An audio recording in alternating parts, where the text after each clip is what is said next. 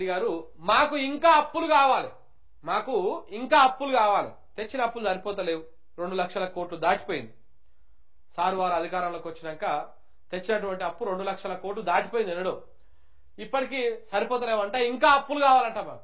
మాకు ఇంకా అప్పులు కావాలి, తెచ్చిన అప్పు సరిపోతలేదు, ఇంకా ఎక్కువ తెచ్చుకుంటాం, రుణాల పరిమితి పెంచండి. ఆర్బీఐకి రేవంత్ రెడ్డి వినతి. ఈ ఆర్థిక సంవత్సరంలో 54,000 కోట్లు కేటాయించిన కేంద్రం 6 నెలల్లోనే 48,000 కోట్లు అప్పు చేసినటువంటి రేవంత్ రెడ్డి ప్రభుత్వం. ఇప్పుడు అప్పుల రాష్ట్రం అయితలేదు, ఇప్పుడు అప్పుల కుప్ప అయితలేదు, రేవంత్ రెడ్డి చేస్తుంటే సంభవం ఉంది మనకు. 3 నెలల్లో 9,600 కోట్లకు అప్లికేషన్లు పెట్టిండు. 22 నెలల్లోనే 2 లక్షల కోట్లు దాటినటువంటి అప్పు. ఇప్పటిదాకా ఇది తెచ్చినటువంటి అప్పు 2 లక్షల కోట్లు దాటిపోయింది. పోని 2 లక్షల కోట్లు అప్పు తెచ్చిండు, ఓకే, మరి ఏమైనా చేసిండా? ఓ పింఛన్ పెంచిండా? పెంచలే. ఓ కళ్యాణ లక్ష్యంతో పాటు తులం బంగారం ఇచ్చిండా? ఇయ్యలే. పోనీ ఆ కళ్యాణ లక్ష్యం ఇస్తున్నాడా? ఇస్తలేడు. ఓ పెద్ద ప్రాజెక్టు కట్టిండా? లేదు. ఓ కొత్త కార్యక్రమం ఏమైనా స్టార్ట్ చేసిండా? లేదు. ఓ గొర్రెల స్కీమ్ ఏమైనా కంటిన్యూ చేస్తున్నాడా? లేదు. మరి ఏం చేసినావు ఆ పైసలన్నీ? ఎక్కడ పోయినాయి ఆ పైసలన్నీ? 2 లక్షల కోట్ల రూపాయలు అప్పు తెచ్చిర్రు ఇప్పటిదాకా. తెచ్చినటువంటి పైసలంతా ఎక్కడ పోయినాయి? ఇది తెలంగాణ సమాజం ప్రశ్నిస్తా ఉంది రేవంత్ రెడ్డి గారు.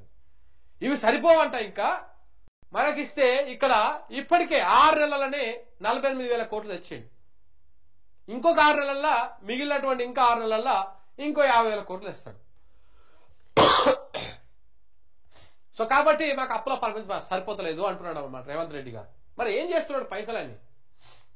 ఏదో సినిమాలో అప్పుడే తెల్లారిందా అనే డైలాగు ఇప్పుడు రేవంత్ రెడ్డి ప్రభుత్వానికి సరిగ్గా సూట్ అవుతుందన్న విమర్శలు వస్తున్నాయి. అభివృద్ధి ఏవో గానీ అప్పుల మీద అప్పులు మాత్రం భారీగా చేస్తోంది.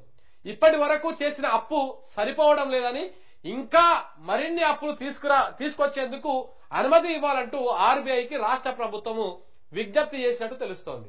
కాంగ్రెస్ అధికారంలోకి వచ్చిన 22 నెలల్లోనే 2 లక్షల కోట్లకు పైగా అప్పు చేసిందన్న ఆరోపణలు వస్తున్నాయి. ఇప్పుడు మరిన్ని అప్పులు కావాలని కోరడం చర్చనీయాంశంగా మారిపోయింది. ఎంత బాగుంది చూసిరా? ఇంకా అప్పులు కావాలంట. ఇక్కడ అప్పులు కావాలంటున్నాడా? ఇక్కడ చూడండి, ఎకరం 177 కోట్లు. రాయదుర్గంలో ఒక ఎకరానికి 177 కోట్లు. దేశంలోనే రికార్డు ధర. 7.67 ఎకరాల భూమి అమ్మిన ప్రభుత్వం సర్కారు భూమిని అమ్మేసింది. సర్కారు ఖజానాలో 1,357 కోట్లు. సర్కారు ఖజానాకు 1,357 కోట్లు. భూమి దక్కించుకున్న ఎంఎస్ఎస్ సంస్థ. మరోవైపు చింతల్లోనూ ఓపెన్ ప్లాట్ల అమ్మకం. చదరపు గజము 1,14,000 రూపాయలంట. హైదరాబాద్ లో విలువైన ప్రభుత్వ భూములు అమ్మకానికి పెట్టడంతో హాట్ కేకుల్లా అమ్ముడుపోయాయి. ఊహించని ధరకు సేల్ అయ్యాయి. కోకాపేట భూములు ఎకరానికి 100 కోట్లు వలికితే రాయదుర్గం భూములు ఏకంగా ఎకరానికి 177 కోట్లు వలికింది. రాయదుర్గంలో టీజీఐఐసి నిర్వహించిన వేలంపాట దేశంలోనే సరికొత్త రికార్డు సృష్టించింది. ఎకరా 177 కోట్లు పెట్టి కోట్ల చొప్పున 7.67 ఎకరాల భూమిని అమ్మడంతో సర్కారు ఖజానాకు 1,357 కోట్ల ఆదాయం వచ్చింది. ఇది ఎంఎస్ఎస్ అనేటువంటి సంస్థ దక్కించుకుందంట. ఇక్కడేమో ఇంకా అప్పు కావాలంటున్నాడు రేవంత్ రెడ్డి గారు. ఇంకా అప్పు కావాలా, మాకు సరిపోతలేదు, వి వాంట్ మోర్ డెప్స్ అని చెప్పేసి ఇక్కడ చెప్తా ఉన్నాడు. ఇక్కడేమో ఉన్న ప్రభుత్వ భూములు అమ్మేస్తాడు. ఒక్కొక్క ఎకరానికి 177 కోట్లు. 7 ఎకరాలు అమ్మిండు. 1,400 కోట్లు అటు ఇటుగా రేపు ఖజానాకు రాబోతా ఉన్నాయి. మరి ఏం చేస్తున్నావు? ఇంకో దగ్గర ఓపెన్ ప్లాట్లు అంట. చింతల్లో ఓపెన్ ప్లాట్ అమ్మితే ఆడొక ఒక్కొక్క చదరపు గజానికి 1,14,000 రూపాయలు ఆడ అమ్ముడు పోయినాయి. ఈడ ఉన్న ప్రభుత్వ భూములన్నీ అమ్ముతున్నాడు ఓవైపు. ఇక్కడ ప్రభుత్వ భూమి అంటే ఎవరిది? ఇది ప్రజల భూమి, ఇది ప్రజల సొమ్ము, ప్రజల ఆస్తిది. రేవంత్ రెడ్డి ఆస్తో, రేవంత్ రెడ్డి కుటుంబం ఆస్తో, రేవంత్ రెడ్డి అనుముల వారి ఆస్తో కాదు. ఇది అంతా ఎవరు అధికారంలో ఉన్న వారి ఆస్తి కాదు. ఇది ప్రజల ఆస్తిని అమ్మేసి ఇక్కడ 100,000 కోట్ల రూపాయలు. ఈ అప్పు ఎవరు తీర్చాలి? ఇవాళ మనం రూపాయికి కొనే వస్తువు రేపు 2 రూపాయలు చేస్తారు. ఆ రూపాయలు తీసుకుపోయి ఈ అప్పు కడతారు. మన మీదనే పన్నుల భారం మోపి, మన మీదనే ఆర్థిక భారం మోపి అప్పు తీరుస్తారు, అప్పుకు బిత్తి కడతారు. ఈడ మన ఆస్తి అమ్మేసి ఇవి తింటారు. అసలు ఏం చేస్తున్నారండి?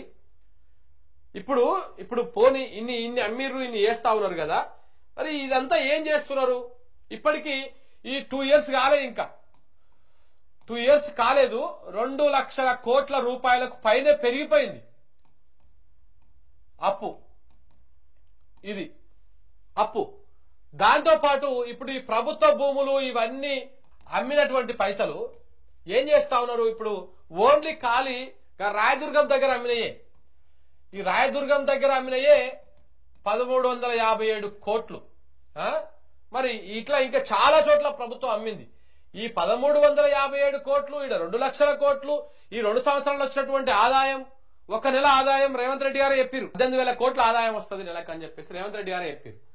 ఇప్పుడు ఈ లెక్క ప్రకారం చూసుకున్నా ఇది 22 నెలలు అనుకో, అంతేనా? ఇది అంతే 22 నెలలు, 22 ఇంటూ 18,000, 3,96,000 కోట్లు. ఈ 3,96,000 కోట్లు తెచ్చిన 2 లక్షల కోట్ల అప్పు ఎంత అవుతున్నది చూడు. ఇక అసలుగా సున్నాలకు లెక్కలేదు.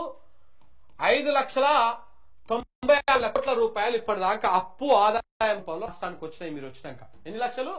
5,96,000 కోట్లు. ఇవి కాకుండా మరి అదనంగా ఈ భూములు అమ్మేటి ఇవి ఎంత కలిపి 1 లక్ష. ఇప్పుడు ఈయనే 1 లక్ష కాకపోతే 10,000 కోట్లు వేసుకోండి. ఎక్కడ 10,000 కోట్లు ఎక్కువ? మన కంచకచ్చి బౌలి భూములు ఇవన్నీ అవి ఇవి అన్ని కలిపి పెట్టి 100 కోట్లకు ఉన్నాయి అన్నీ. సరే అవి పక్కన పెట్టు. ఓన్లీ ఈ తెచ్చినటువంటి అప్పు వచ్చినటువంటి ఆదాయం కలిపితేనే 5,96,000 కోట్ల రూపాయలు. మరి ఎక్కడ పోయినాయి ఈ పైసలన్నీ? ఎక్కడ పోయినాయి ఈ పైసలన్నీ? ఒక్క స్కీమ్ పెట్టకపోతేవి, ఎవరికి ఏది ఇవ్వకపోతేవి, రైతు బంధు 3 సార్లు ఎగ్గొడుతీవి, రైతులకు యూరియా, ముసలి పింఛన్లు పెంచకపోతేవి, ఆ ఇచ్చినటువంటి 6 గ్యారంటీలు అటకెక్కిస్తేవి, ఒక్క గ్యారంటీ కూడా అమలు కప్పాయే. ఆర్టీసీ బస్సులో ఫ్రీ ప్రయాణం ఒకటి పెట్టావు, ఇప్పుడు దాని కూడా టికెట్ పెట్టావు. రేట్లు 10 రూపాయలు టికెట్ రేటు పెంచిండు. టికెట్ తీసుకున్నోనికి మీద ఆ ఫ్రీగా వచ్చినటువంటి దాని మీద వచ్చేది కూడా ఈ టికెట్ తీసుకున్న మీద వసూలు చేస్తూనే ఉన్నారు. ఇంకా ఏం చేసినట్టు ఈ ప్రభుత్వం? ఏం చేసినట్టు? 5,96,000 6 లక్షల కోట్లు అట్లా ఇటు ఇవి వచ్చినాయి 2 ఏళ్లలో. 6 లక్షల కోట్లు ఎవరి ఖజానాకు పోయినాయి?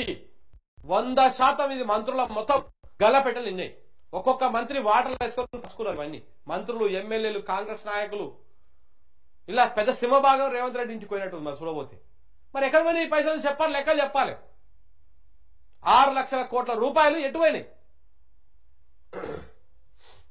మళ్ళా అప్పు సరిపోదు, మాకు సరిపోతలేదు అప్పు, ఇంకింత కావాలని చెప్తా ఉన్నాడు. ఓవైపు అప్పుల కుప్ప చేసి పెట్టాడు, మరోవైపు నేను 4th సిటీ కడతా, భారత్ 4th సిటీ కట్టేసి ఆ నుంచి అమరావతికి లైన్ వేసి పెడతా అని ఇంకొక వైపు చెప్తా ఉన్నాడు.